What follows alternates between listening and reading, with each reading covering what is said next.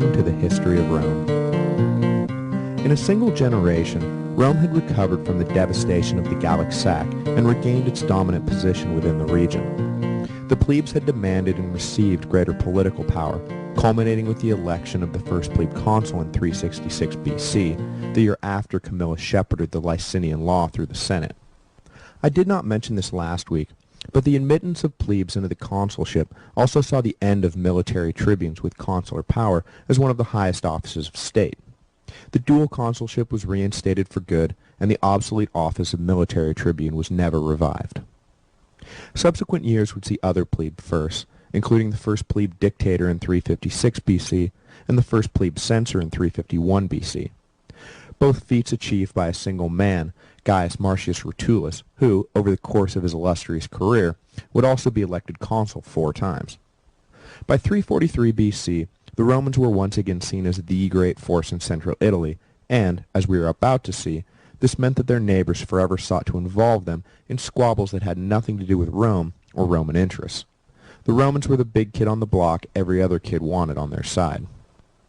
As I did last time, I would like to open this week with a quote from Livy, discussing the year hostilities began with the Samnites and its significance in the greater arc of Roman history. From now on, the wars described will be of greater importance. Our enemies were more powerful, and campaigns lasted longer and were mounted in remote areas. For this was the year when an attack was launched against the Samnites, a people who were strong both in resources and in arms. After the Samnite War, which was inconclusive, Pyrrhus was the enemy, and after him the Carthaginians. What a series of momentous events! How often we were in mortal danger, to enable us to raise up our empire to its present heights of grandeur, where only with difficulty it is sustained. Rome was on the precipice of its rise to greatness. The Samnites, as I have said previously, were a semi-nomadic tribe from the south-central section of the Apennines called Samnium. Starting in the 300s BC, the Samnites, along with a number of other hill tribes, began to come down out of the hills and onto the plains that lay between the mountains and the coastline. Some moved south and began to encroach on the Greek cities of Magna Graecia. Others, like the Samnites, began to move west and came down to a land known as Campania, which lay southeast of Rome.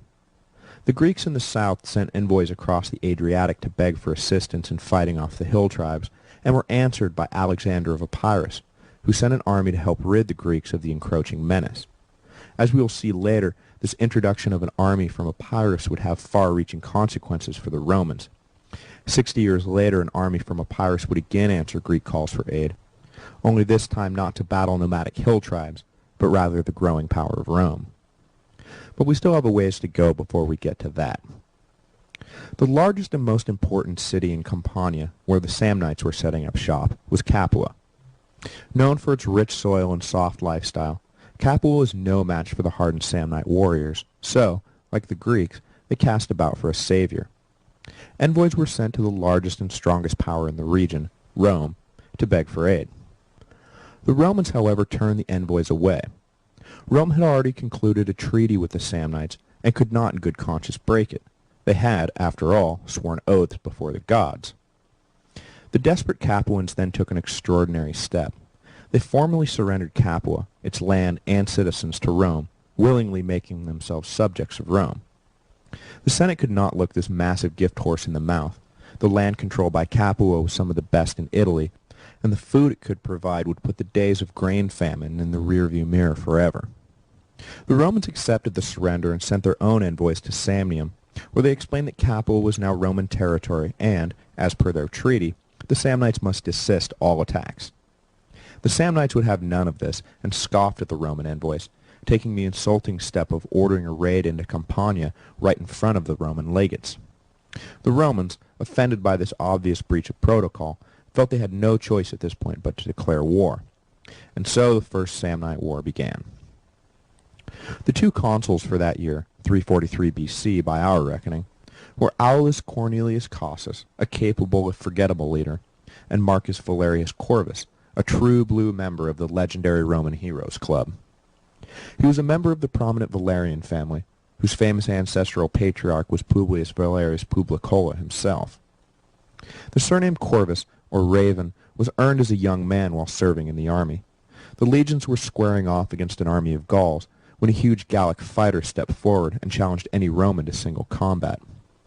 Young Marcus Valerius, all of 22, stepped forward and accepted the challenge. As he approached the Gaul, a raven landed on his shoulder, a sign that the gods favored him. The Gaul was worried by this clear omen, but proceeded with the fight anyway, and the raven, far from leaving when the clash began, actually joined in, pecking at the Gaul's eyes while Valerius ran him through with his sword. Valerius triumphant, the raven flew off. The legions then swept into the Gallic line and defeated them almost without resistance. An auspicious, if obviously embellished, beginning to a career, to say the least. Corvus would be elected consul for the first time the very next year at the unprecedented age of 23. Before dying at the also unprecedented age of 100, he would be elected consul 5 more times and named dictator twice. But getting back to the war with the Samnites, Corvus was sent to protect Campania, and his colleague Cossus was sent to invade Samnium. Between the two, they figured to have the Samnites at heel in no time. Corvus was the first to meet the enemy, and after a fierce battle at the base of Mount Garus, fiercer than the Romans expected, the Samnites were routed. It was not an easy victory, and put the Romans on notice that they were not fighting Volscian raiders anymore. Cossus, in Samnium, almost blundered his way into the destruction of his own army, but was saved by one of his tribunes. The consul had led his army into a ravine, and noticed only too late that the Samnites had taken up a position on the ridge and stood ready to shower them with projectiles. One of his tribunes, Publius Decius, noticed that the Samnites were positioned in the shadows of a steep hill, and if a company of Romans could take the hill, then they would be able to pin down the Samnites, allowing the legions to escape.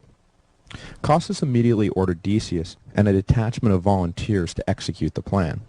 Decius slipped up and took the hill before the Samnites realized what was going on, and immediately began pelting the Samnites with missiles. In the confusion, Cossus was able to withdraw his army to safety, but Decius was left on the hill, surrounded by an army of angry Samnites who had just been denied an easy victory.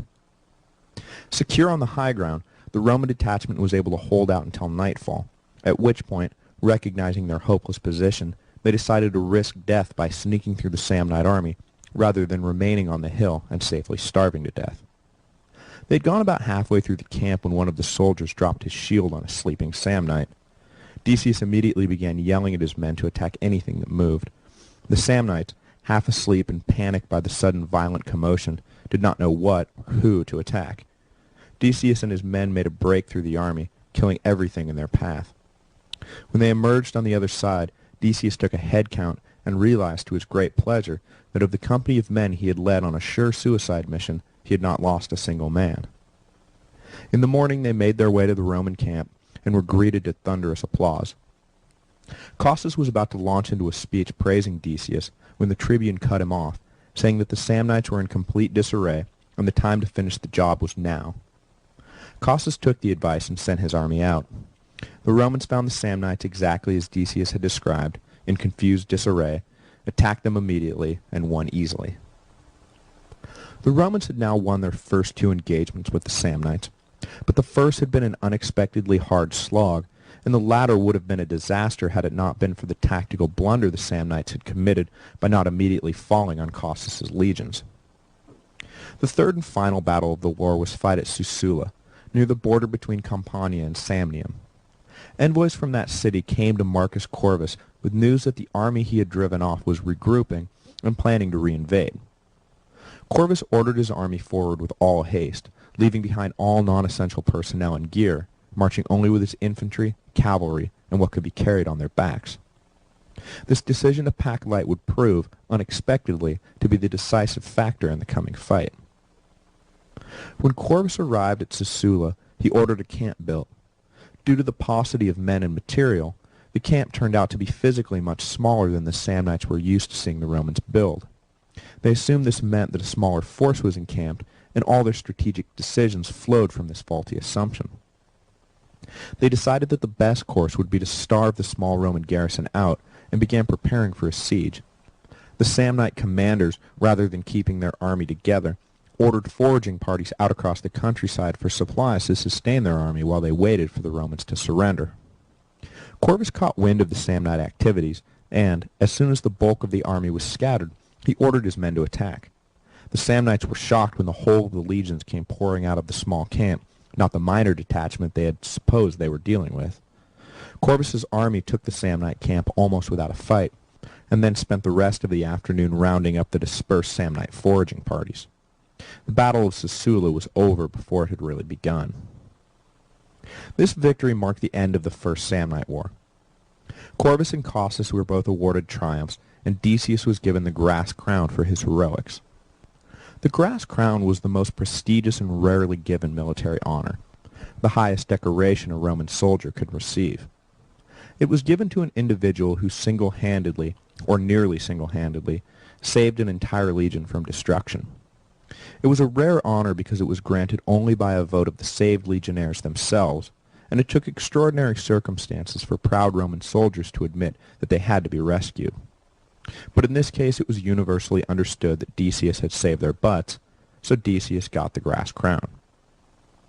After the fighting ended, however, the Romans were forced to deal with trouble from an unexpected source, their own legions. During the winter of 342-341 BC, the legions were garrisoned across Campania to keep an eye out for further Samnite aggression. The largest garrison was outside of Capua, the city famous for its soft, easy living and detrimental effect on military discipline.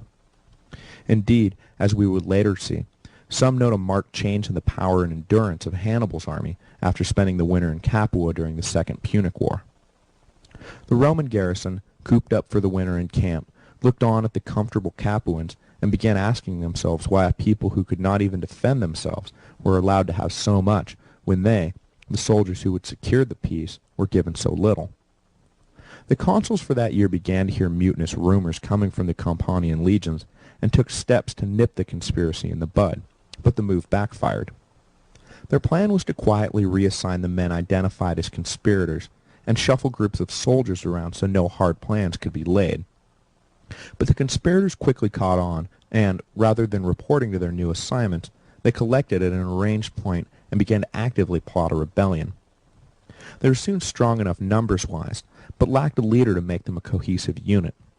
In a classic display of counterproductive ego and pride, nobody was willing to submit to the command of anyone else, so they remained a body without a head. As they brainstormed for ways out of their dilemma, it was noted that an ex-general, Titus Quintius, lived in the area. Quintius had retired fully from public life, despising the backstabbing intrigue of Roman politics, and the conspirators decided he was the perfect choice to lead them. A company of men was sent to persuade the old man to join their cause. Quintius, however, wanted nothing to do with the mutinous rabble, but was persuaded when the men threatened to kill him and his whole family if he did not come along. Having successfully hijacked a leader, the revolt moved forward, and the men marched towards Rome, though what exactly they hoped to accomplish is unclear. They probably wanted to secure land grants in Campania, but how they thought the Senate, or the people of Rome, would simply give them what they wanted and then go on as if nothing happened is a mystery. The rebellion had taken on an irrational inertia all its own. Upon hearing the news that a rebellious army was marching on Rome, the Senate immediately named Marcus Corvus to the first of his two dictatorships, and he rode off at the head of a legion to stop the mutinous army. They met each other at the Alban Mount, near the birthplace of Romulus and Remus, but neither side was destined to draw their swords in anger. Instead, the occasion was defined by reconciliation and secured Corvus's place in the history books not just as a great warrior, but also a wise and compassionate leader of men. He was loved not just by the men he led that day, but also by the mutineers, most of whom had fought with him against the Samnites. Corvus implored them to put down their swords and not draw the blood of their fellow citizens. Quintius, the hijacked general, who wanted no part of the rebellion anyway, ordered his men to stand down, and the combined weight of these two towering figures compelled them to give up. Corvus then led a combined force back into Rome, where he famously asked for and received clemency for the rebellious soldiers. Corvus did not want the affair to remain a thorn in the side of Roman solidarity, and he made sure no soldier was cast off the census rolls or in any other way penalized for his actions. It was a singular case of leniency toward mutinous soldiers, and, though Corvus was hailed forever as a great man for securing the leniency, His example was rarely followed by later generations, who treated any hint of mutiny quickly and without mercy. Soon after the abortive rebellion, a truce was formalized with the Samnites. The Companions, however, were in no mood for peace, and allied themselves with a combined Latin army that took the fight into Samnium as a punitive response to the Samnite invasion of Campania. The Latin communities hoped to grab some Samnite land and enhance their own power in the region, hopefully securing better terms of alliance with Rome. The Samnites immediately appealed to the Romans to halt the attacks. The Romans agreed to order the Companions, who were now their subjects, to halt, but claimed their treaty with the Latins granted them no authority over their own internal military decisions. And this decision had two effects. For one, it offended the Samnites, who thought the Romans were just hiding behind legalese and directing the Latins, subjects to Rome in all but name, to keep fighting illegally after the treaty had been established. Second, it perked the ears of the Latins, who took the Roman decision to mean that the Romans did not believe they could stop the Latins from what they were doing. The time was ripe, the Latins decided, to renegotiate their status with Rome. For over 100 years, they had sent men and money to fight Roman wars and were consistently given only a pittance of the spoils in return. Full equality, they decided, was theirs for the taking, and, turning away from the Samnites, they set their sights on Rome itself. Having just concluded one war, the Romans were about to be embroiled in another, the Latin War, which would not turn out exactly as the Latins planned, resulting in not full equality, but full subservience to Roman rule, and an end even to the appearance of independence. The First Samnite War would prove to be mere foreplay between the Samnites and Romans. The Romans had gotten the upper hand, but it could have just as easily gone the other way. The Second, or Great Samnite War, would start 20 years later and not last for 2 years, but 22 years. In that war, the Samnites would hand the Romans some of their greatest and most humiliating defeats. The Romans had, since their founding, used the Greek Phalanx system for their army, but soon found it unsuited for the mountainous terrain of Samnium. The Samnite cavalry and light infantry were able to easily outmaneuver the heavy Roman phalanx, forcing the Romans to completely overhaul their military structure before they could beat the Samnites in the field. But that war was still a generation away. Next week, the Romans will follow the old adage that the enemy of my enemy is my friend and join forces with the Samnites to quash forever Latin dreams of independence.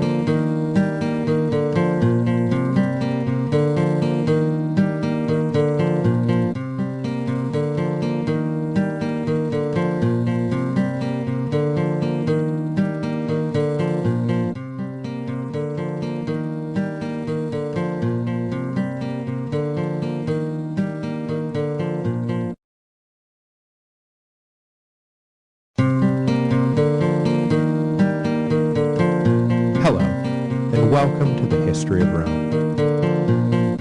The outcome of the First Samnite War had been inconclusive. Yes, the Romans had gotten the better of it in battle, but nothing resembling a definitive conclusion was reached. The Samnites seemed content to consolidate their gains and not press the issue, and the Romans were disinclined to take the fight to the next level. They had done right by their allies and driven the Samnites out of Campania. They had no interest, for now, in invading Samnium and trying to conquer a strong-willed, capable, and well-supplied army. Plus, the winds of discontent were blowing in from Latium, and the Romans knew full well that if they got entangled with the Samnites, the Latin communities would be in a strong position to leverage concessions from the Romans.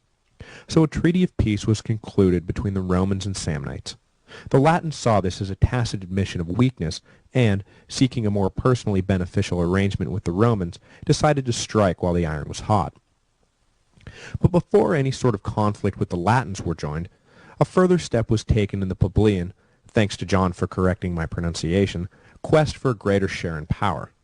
In 342 BC, not long after the mutiny of the garrison soldiers in Campania, the plebes pushed through another set of reforms that solidified their power. The package included the important provision that one of the consuls for each year not just could be a plebe, but had to be a plebe. But more importantly, it set the well-known and oft-cited requirement that 10 years must pass before a man could hold the same office twice. The move was designed, obviously, to prevent one man from gaining too much power, but at times the cure was worse than the disease, especially, for example, during the Second Punic War, when it became nearly impossible to run the war when the leadership kept changing. So though the tenure requirement was followed and disregarded according to circumstance, it did set a cultural precedent strong enough that when, between 104 and 100 BC, Gaius Marius was elected consul 5 times in a row, it was a scandal that engendered enough ill will that the social fabric of the state began to unravel. But that is for a much later date, probably sometime early next year at the pace we're going. When the Romans withdrew from fighting the Samnites, the Campanians and Latins both wanted to carry on with the fight. As I mentioned last week, the Samnites implored the Romans to put a stop to the aggression, but the Romans refused to order the Latins to do anything one way or the other. The Latins immediately took this to mean that if Rome did not feel strong enough to enforce its will, politics being the zero-sum game that it is, then that meant the Latins must be stronger than their supposed masters. They resolved to use this to their advantage. A delegation representing the Latin League was sent to Rome to demand a political reordering. Up to this point, the Latins had enjoyed varying degrees of Roman citizenship, usually trade and intermarriage rights, stopping short of full suffrage. The delegation asked of the Romans not just full suffrage, but also audaciously demanded that one of the 2 yearly consuls come from the Latin communities. The Romans were shocked and practically laughed the delegation out of the Senate. No Roman was going to submit himself to the rule of a mere Latin. The plebes had just guaranteed their own consulship and weren't about to give it up, while the patricians had just given up one of their consulships and weren't about to let go of the other. On the question of a Latin consul, the two classes were united. The Senate's, and I'm paraphrasing here, answer to the Latin delegation was, no, there will be no political reordering. We like things just the way they are, thank you very much. Do you not remember that we wiped the floor with you at Lake Regillus, and that's why things are the way they are? If you really want what you're asking for, then come take it, if you can. The Senate then immediately voted for war to teach the impertinent Latins a lesson. Legions were raised and sent out to meet the Latin force that had been massing in anticipation of the Senate's rejection of Latin demands. The consuls for that year were Titus Manlius Torquatus and our old friend and hero of the First Samnite War, Publius Decius, he of the grass crown. On a brief tangent, the Romans dated the past by reference to the consuls for a given year, rather than by an arbitrary numbering system, so that, for example, last week's battles with the Samnites were said to have taken place in the consulship of Corvus and Cossus, rather than in, say, 167, dating from the founding of the Republic, or 409, dating from the founding of the city. It seems a bit unwieldy to us, but the Romans liked it just fine. Down the road, this system of reference would lead to the Roman joke that events occurring in the year of Julius Caesar's consulship, 59 BC, took place not in the consulship of Caesar and Bibulus, but in the consulship of Julius and Caesar. Get it? The Romans could be a laugh riot when the mood struck. Anyway, in the consulship of Decius and Manlius, 340 BC by our reckoning, war with the Latins began. In the beginning, the outcome was very much in doubt. It had been years since the Romans had fought an enemy that so evenly matched them. It was almost like facing a mirror. The Romans and Latin forces were nearly identical in size. They used all the same tactics, spoke the same language, prayed to the same gods, and in most cases knew each other personally. There would not be any surprises or innovative tactics, just a standard straight-ahead infantry battle and victory to the strongest or luckiest. Both sides knew it, and knew heavy casualties loomed as force pitted itself against force. Two legends emerged from the war, one revealing how the Romans were able to win a fight that seemed destined to produce a draw, the second hammering home the idea that obeying consular authority is paramount and the only way to maintain the critical discipline required for Rome to defeat its enemies. The first legend states that after the legions had built their camp near the Latin force and settled in for the night, both consuls had the same dream. In it, an apparition revealed that in the coming battle, the victorious side would sacrifice its commander, while the losing side would sacrifice its whole army. When they awoke, the two conferred and realized that they had had the same dream. They made a pact that each would lead one flank of the army, and whichever side began to fail first, that consul would charge into the enemy and seek death so the gods would grant their whole army victory. The second legend states that the consul Manlius had given orders to his troops that no one should engage the Latins until he had given the okay. He wanted the battle to start at the time and place of his choosing, and didn't want reckless brawling to spark a battle he wasn't prepared for. Manlius' son Titus, however, disobeyed the order while leading a cavalry detachment on patrol. They encountered a group of Latins, and Titus was challenged to single combat by one of them. Titus demurred, understanding his orders, but the Latins called him a coward and all sorts of other nasty names. His hackles raised, Titus accepted and proceeded to kill his challenger. Returning to camp with the spoils taken from his dead enemy, Titus was greeted by cheers, but the festive atmosphere died under the withering stare of his father, who ordered his son arrested. Manlius gave a brief speech in which he defended what he was about to do. His family, he said, would be torn apart by the punishment he was about to hand down, but that was far better than having the entire state torn apart by disobedience to consular authority. Then, without compassion and to the horror of his men, Manlius ordered his own son flogged and beheaded.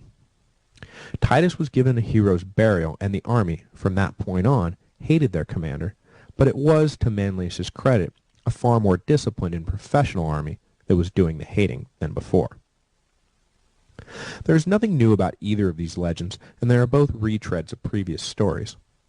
Those of you who know Greek history will recognize the familiar elements of King Leonidas' vision that Sparta must either lose a king or its freedom to the Persians, which led him to make his suicidal last stand at Thermopylae to save his city. And those of you who have followed this podcast will note that Manlius' decision to execute his own son follows closely the story of the consul Brutus and his treasonous sons from the early days of the Republic. Roman annalists were enamored with the idea that Romans of the past displayed a dedication to the state that had fallen out of fashion and needed to be rekindled. To the later Romans, just as it is today and in most other times and places, the past became bathed in the golden light of simple nobility and selfless virtue, whether or not any such thing was true. Legends aside, there was a battle, and it did take place, near the base of Mount Vesuvius. Yes, that Mount Vesuvius.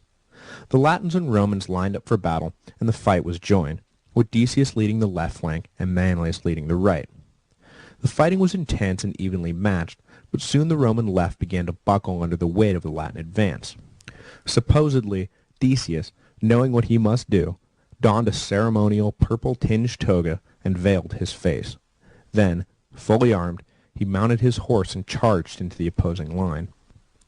The Latins were at first terrified at the appearance of this mad, masked horseman, and Decius killed not an insignificant number before he was finally taken down by a shower of spears. Manlius, watching his colleague fall, knew that victory was within his grasp.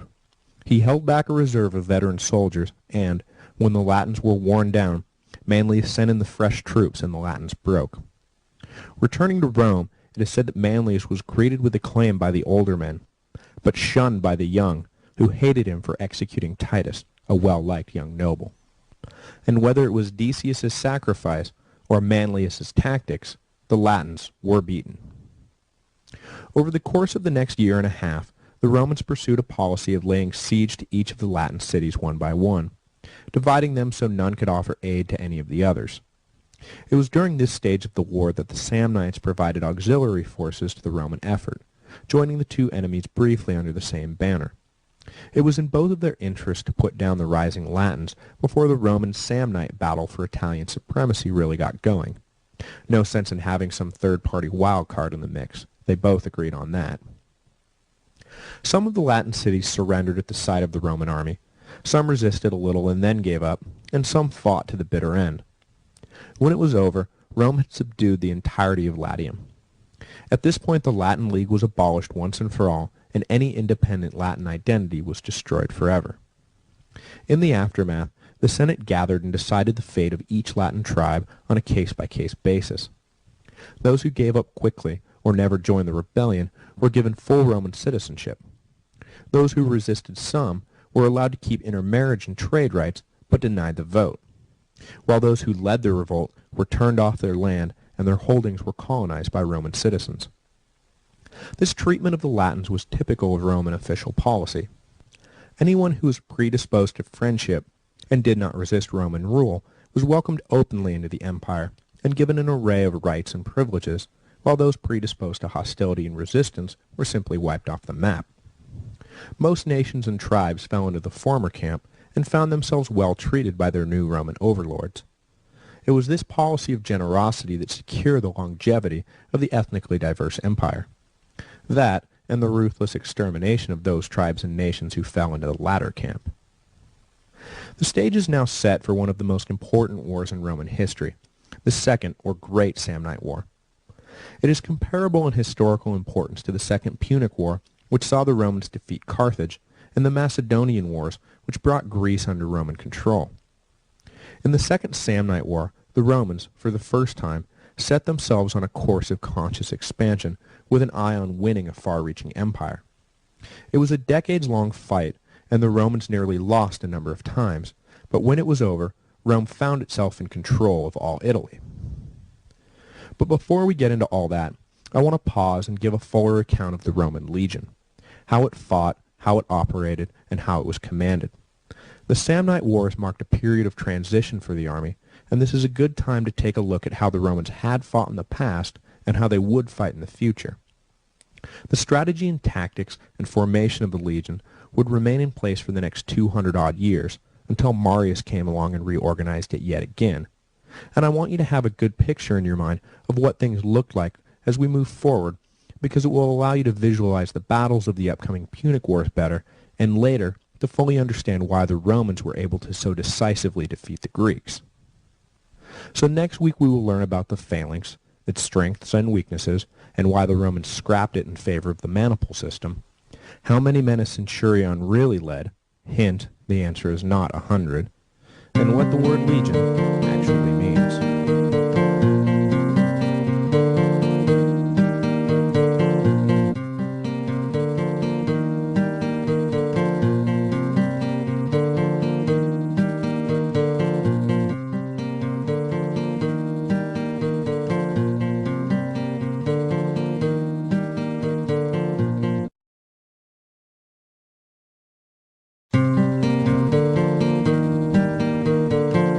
Hello, and welcome to the History of Rome. To answer one of the most basic questions about Rome, why was it able to control so much territory for so long, one need look no further than the Roman legion.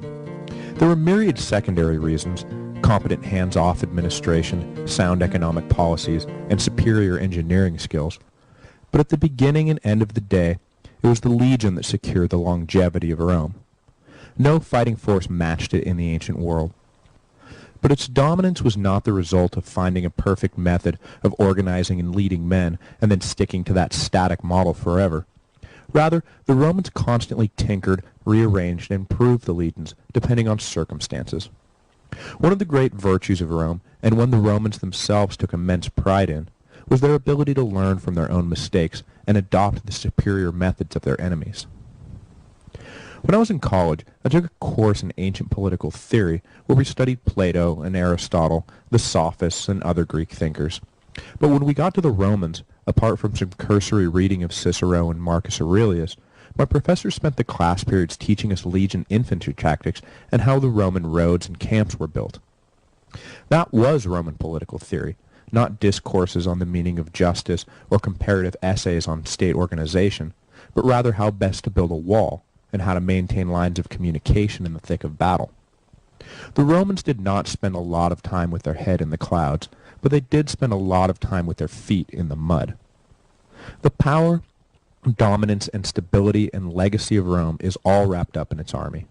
Understanding the legions is critical to understanding the Romans, and shifts in how the legions operated mirrored shifts in the socio-political world that surrounded them.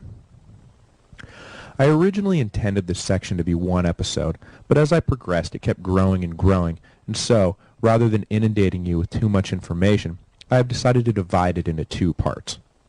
Today I will give a brief overview of how the legions changed over the years, and then go into detail about the Greek phalanx in particular, what it was, why it was so strong, and what its flaws were. The Romans used the phalanx until the Samnite Wars, when they morphed into a new system I will detail next week. For those of you with a background in ancient history, I'm sure you've heard more than enough about the Phalanx, but I want to make sure everyone is on the same page, and I think understanding infantry tactics is critical to understanding classical Mediterranean history as a whole. In general, and this is very general, the army of the Roman Republic had 4 distinct phases. The first phase was ushered in by Romulus when he founded the army. It was originally formed like any other barbarian horde, with a strong leader leading a mass of men who charged at the enemy and battled hand-to-hand, one-on-one, until one side overpowered the other. The second phase began roughly with the class reforms of Servius in the mid-500s BC. At this point, the Romans began to utilize the Greek phalanx, relying on disciplined, group-oriented attacks rather than the free-for-all of Romulus's day. This lasted until the mid-300s BC, when the Samnite Wars exposed dangerous flaws in the phalanx and forced the Romans to reorganize their entire army and start a third phase based around the maniple, which I will discuss at length next week. Later, around 100 BC, Marius ushered in the fourth and final phase of the Republican army, instituting a series of reforms affecting not just how the army fought tactically, but also how the soldiers were recruited, removing property qualifications and creating the first full-time professional legion. This was a major contributing factor to the death of the Republic and the rise of the Imperium. At this point in the podcast, we have reached one of those watershed moments, the mid-300s BC, that saw a transition from one of these phases to another. And this transition is particularly of vital importance because it moved Rome from having just another classical Greek hoplite army to having an army that was distinctly Roman. The Romans, as I've mentioned, were heavily influenced by the Greeks, not just in art and culture, but also in the employment of arms. In the mid-7th and 8th centuries BC, the Greeks adopted a formation of attack called the Phalanx, which was composed of individual soldiers called hoplites. The Phalanx was the most formidable method of attack in its day and spread throughout the Mediterranean, finding its way to Rome, as I said, around the mid-500s BC. Put simply, the Greeks abandoned the chaotic charges of man-to-man fighting in favor of a highly organized formation, which would charge and engage the enemy as one. For hundreds of years, the only thing that could stop a phalanx was another phalanx of equal strength, hence the speed of its adoption throughout the Western world. A phalanx was composed of a single line, 8 to 16 men deep, depending on the battlefield and number of hoplites available. As a rule of thumb, deeper was better for phalanxes, and there were accounts of phalanxes up to 50 men deep in some battles. Commanders had to make hard choices, however, because the line had to be long enough to prevent any outflanking maneuver, which meant certain death, so a balance was always sought between length and depth. At Marathon, for example, the Greeks gambled by spreading their phalanx thin to prevent the numerically superior Persians from outflanking them. The gamble paid off, but the Persians nearly did break the thin Greek line, and had they done so, the history of the world would have been altered dramatically.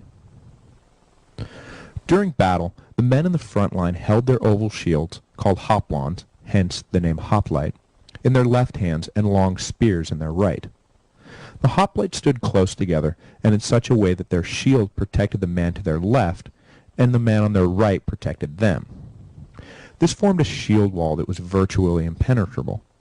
In between the shields, the spears of the second, third, and sometimes fourth ranks shot through the gaps, stabbing and gorging anything they could. A mass of individual fighters would simply be massacred if they attempted a head-on attack. They would be unable to break through a well-disciplined phalanx. Now I know what you're thinking. If a phalanx was 8 or 12 or 16 men deep, and only the front 4 lines were attacking, what were the other 4, 8, or 12 lines doing?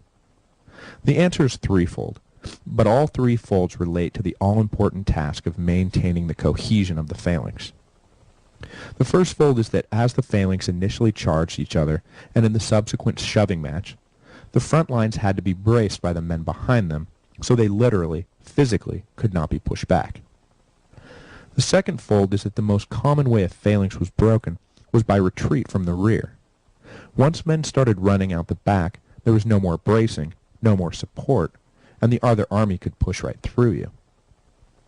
A deep line meant removing those back ranks from danger and hence removing their desire to run away. The man in the back line of a 16-man phalanx was in no danger of being run through with a spear, so he wasn't going to run. It's basic psychology. The third fold is that the stable back ranks prevented the men in front, who really were in physical danger, from running away even if they were scared out of their minds. If anyone in the front ran, then the whole phalanx would break down and everyone would be slaughtered. Now I know what you're thinking again, and the answer is yes. The first few ranks of a phalanx was a really, really crappy place to be. Trapped between an enemy who was trying to kill you and friends who forced you to stay put even as they sat, essentially, on the sidelines.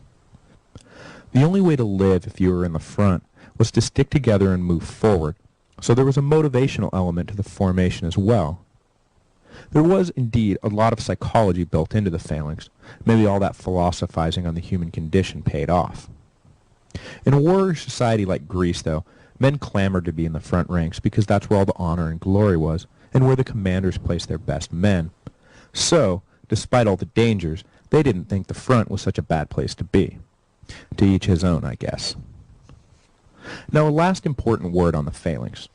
It was designed for and used on flat, open plains, where the ranks could be deployed properly, and there were no holes in the line. In a phalanx, a single gap meant death. The survival of the army was absolutely dependent on an unbroken shield wall. In Greece, this worked well because both sides used phalanxes, and so both sought the same sort of terrain. But against an army who used vastly different tactics on unstable, hilly terrain, the phalanx was vulnerable, a fact the Romans would learn the hard way. In the hundreds of years that the Romans had used the standard phalanx, they had been well served because they were fighting either other phalanxes or Gallic hordes who were no match for a solid shield wall with hundreds of spears jutting out of it. But when they met the Samnites, the weaknesses of the phalanx became all too apparent.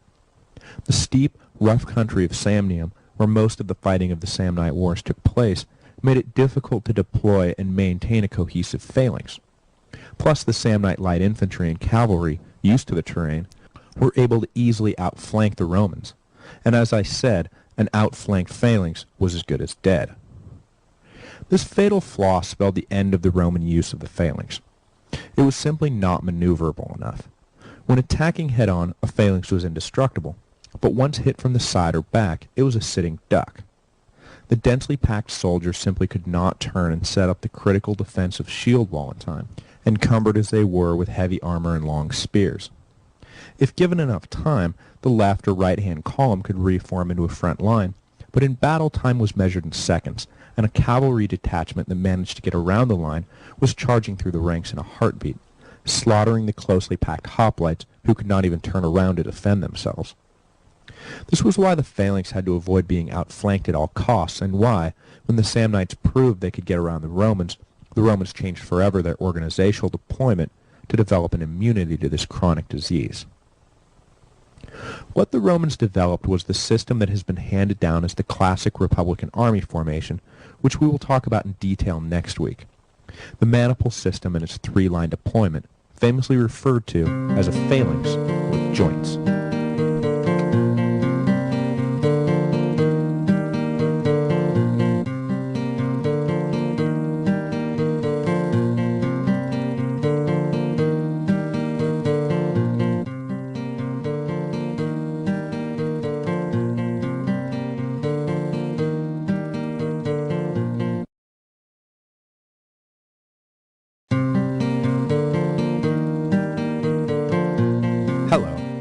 Welcome to the History of Rome.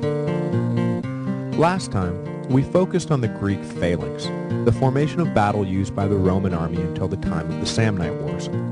This week I want to talk about the new system the Romans developed during and after their war with the Samnites.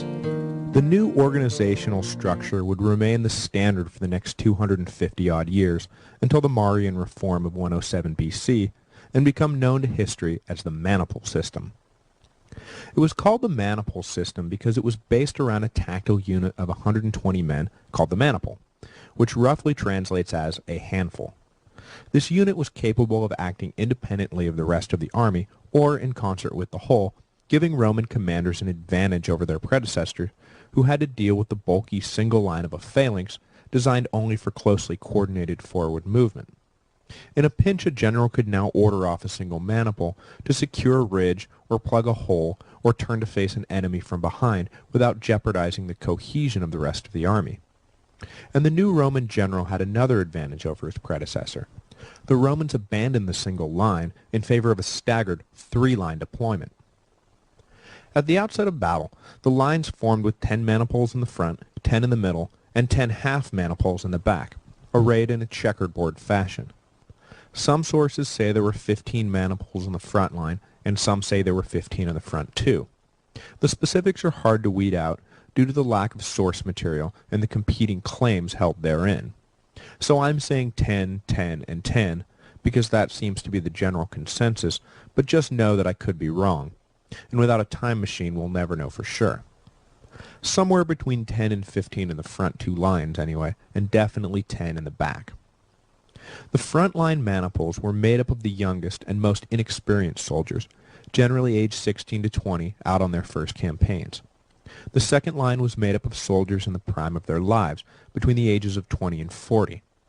The back line was made up of the oldest troops, veterans of countless campaigns with all the wisdom and skill that follows from age and experience. Organizationally, each single maniple had 4 officers, 2 front, senior centurions, and 2 back, junior centurions. They were called centurions because they commanded a single century, the most basic organizational unit of the army, and a maniple was composed of 2 centuries, hence 2 officers. A Roman army century was not composed of 100 men, as is commonly and mistakenly believed, but rather 60 to 80 men. The senior of the 2 senior centurions was the commander of the maniple and placed in the front right when in battle. They were expected to lead by example and be the first ones in and the last ones out of any fight. The mortality rate among centurions was thus the highest in the army, but again, as with the front ranks of the phalanx, men clamored for the position because of the honor it brought them and their families. The basic theory was to attack first with the front line only, who, being young, were strong and full of stamina. Ideally, the rest of the army would never have to attack, and the front line would take care of the enemy. But this rarely happened. Inevitably, the second line would be ordered in to support the first. These troops, hardened, strong, and experienced, were usually enough to secure victory. The enemy, worn down from fighting the Roman youth, would be no match for those youth plus an equal number of veterans. If this was not enough, however, the last line was ordered in to support. If this back line got involved, it meant that things were not going well for the Romans, but the old men were usually enough to break the back of a particularly stubborn enemy. The maniple system was based around the principle of time-release freshness. Opponents of Rome would attack all at once and with great fervor, often overexerting themselves by the belief that they could overwhelm the front Roman line easily and move on to the rest of the army. But things were rarely that easy for them, and, bogged down by the front line of Roman youth, the opposing armies became fatigued and were then routed when the rest of the Roman army got involved. Beyond these 3 basic lines of heavy infantry, there were 3 other important elements needed to complete the legion as it lined up for battle. First, there was the light infantry, made up of men rich enough to qualify for service, but too poor to afford all the gear needed to survive in heavy infantry fighting. In any given legion there were between 1,000 and 1,200 of these fighters, who, at the beginning of battle, stood in front of the 3 lines to mask the size and formation of the Roman army. When the signal for battle was given, the light infantry would rush the enemy and hurl spears and javelins, attempting to disrupt the cohesion and inflict some minor damage, before retreating quickly through the 3 lines to the back of the legion. Light infantry never made much of a difference in the actual fighting, having served their purpose if the enemy remained in the dark about Roman formations, and eventually, when the state began to take responsibility for the arming of soldiers, the light troops were phased out and folded into the rest of the lines. On the wings, as was typical of the day, the Romans placed the cavalry. Their job was to engage the opposing cavalry and take them out of the fight, so the 2 infantry lines had to fight head-to-head without help, a fight the Romans always felt they could win. Once the opposing cavalry was out of the way, The Roman horsemen would plunge into the enemy lines and attempt to do as much damage as they possibly could. In addition to these two basic tasks, the cavalry was always watchful of potential flanking maneuvers or surprise attacks from the rear.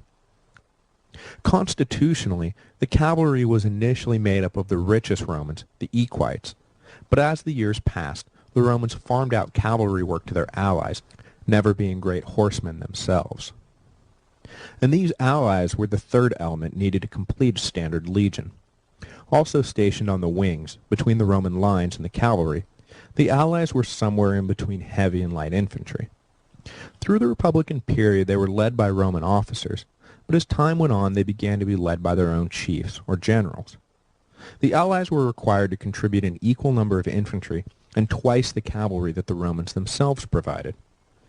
These draft requirements would cause constant tension between Rome and her subjects, and was the main precipitous for the Latin War, the Latins becoming fed up with sharing equally in the burdens, but getting shafted in the spoils. In total, the Roman fighting strength was optimally between 8,000 and 10,000 men, with 4,200 Roman legionaries, an equal number of allies, and just shy of 1,000 cavalry. The numbers varied based on time, place, and mitigating factors, and these numbers are round, but they will give you some idea as to the size of the legion as it marched into battle. When it marched from place to place, however, it was attended by a baggage train of non-combatants numbering themselves in the thousands. So it would not be surprising to see a legion of 4,200 men marching through the countryside 15,000 strong. When actually engaging the enemy, the Roman tactics were straightforward. Each soldier was equipped with 2 spears and a sword. As they approached the enemy, they hurled the spears and inflicted as much damage as they could before meeting them hand to hand. And this tactic differs little in theory from today's artillery, which is supposed to soften up the enemy for an infantry attack. The Romans experimented with the composition and design of their spears, settling generally on an instrument that had a thin metal connector between the blade and shaft, so when the spear struck its target, the thin metal connector would bend under the weight of the heavy shaft behind it. And this served 2 purposes.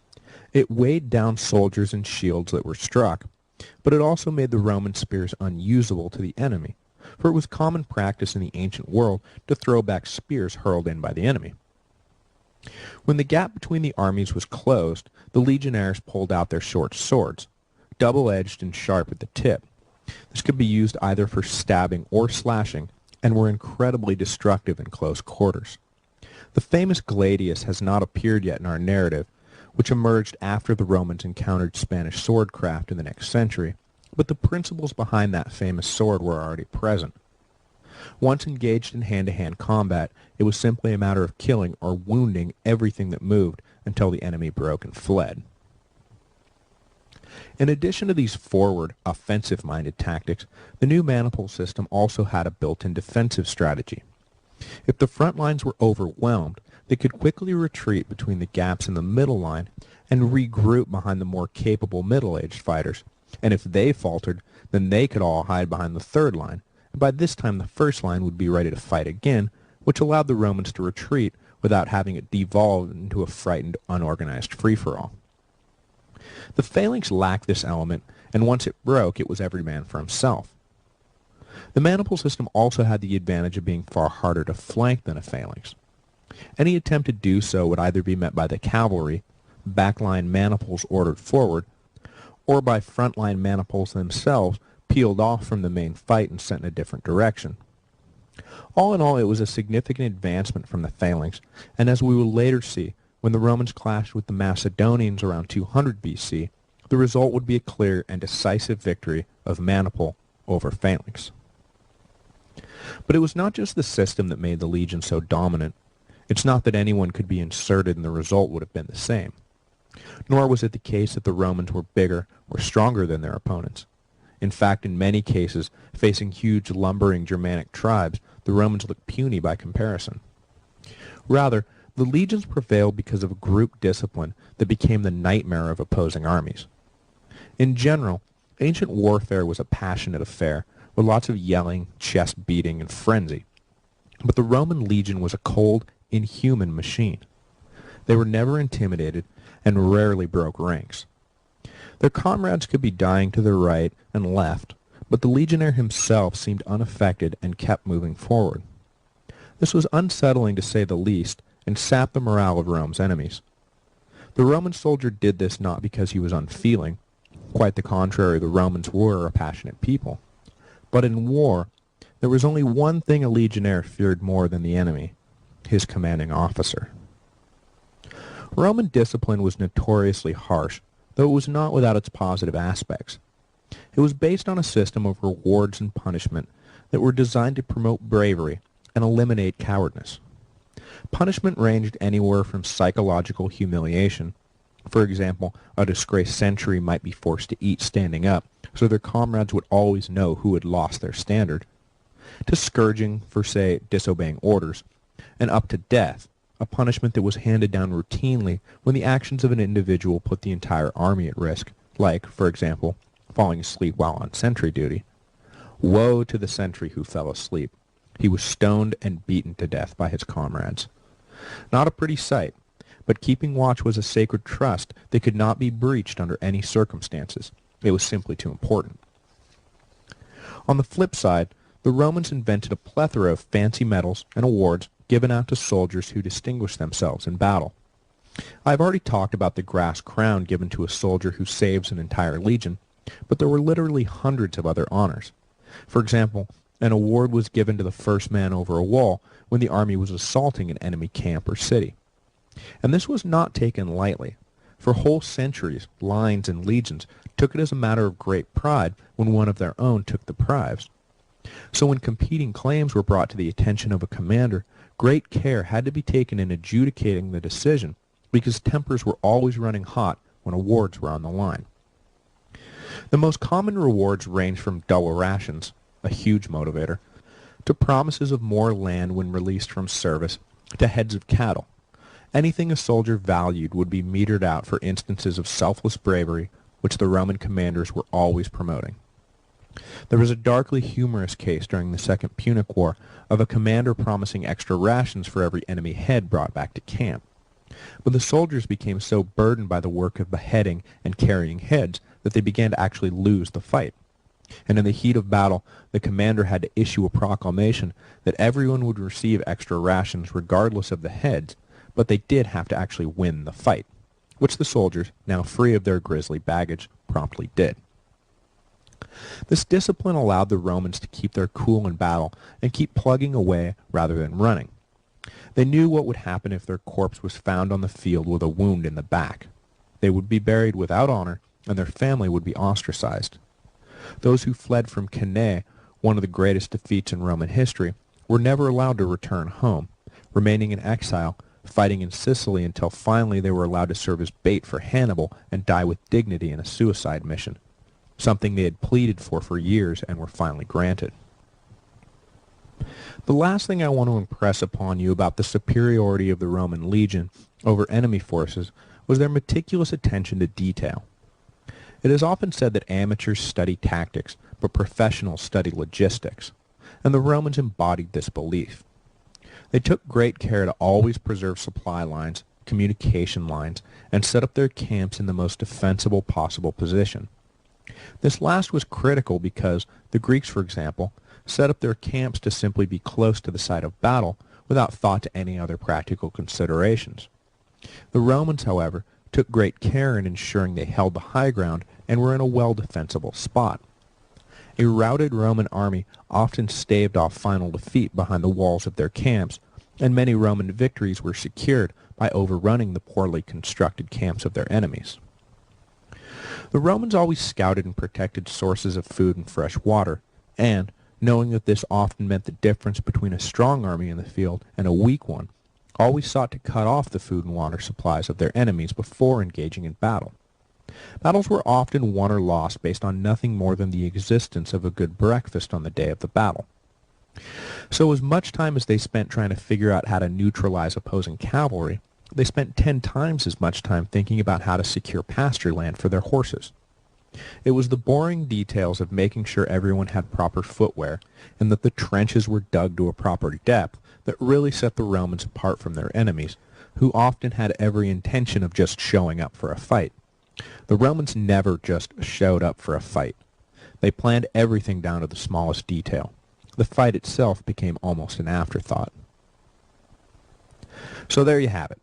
That, in a nutshell, is the Roman Legion of the Republic. 3 lines made up of units of 120 men, with cavalry and allies protecting the wings. More versatile than the Phalanx, the maniple system would remain largely unchanged for the next 250 years, and it would be this incarnation of the Legion that did most of the heavy lifting of the territorial expansion throughout the Mediterranean. When we get to Marius, I will discuss at length the changes he introduced and how they changed the face of Rome forever. But that is for another time. Next week we will get back into the action as Rome prepares for her longest and most grueling challenge to date, the Second or Great Samnite War.